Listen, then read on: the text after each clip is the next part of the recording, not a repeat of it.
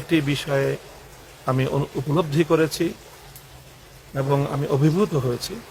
সেটি হলো সরকারের সকল স্তরে, সকল পর্যায়ে যে সরকার প্রধান, যে আমিরুল মুমিনিন হিবাতুল্লাহ শেখুল হাদিস হাফিজাহুল্লাহ তাআলা ওয়ারাহ, আমিরুল মুমিনিনের প্রতি তাদের সকলের যে আস্থা, আনুগত্য, যে অকুণ্ঠ সমর্থন এবং যে এককেন্দ্রিকতার নেতৃত্ব, আমি মনে করি যে বর্তমান যে সারা বিশ্ব ব্যবস্থার প্রতি বৃদ্ধাঙ্গুলি প্রদর্শন করেও অথবা সারা বিশ্বের অসহযোগিতা সত্ত্বেও দিন দিন যে দ্রুত গতিতে উন্নয়নের শীর্ষ চূড়ার দিকে ধাবিত হচ্ছে ইমারাতে ইসলামিয়া, তার অন্যতম মৌলিক রহস্য হলো এটি।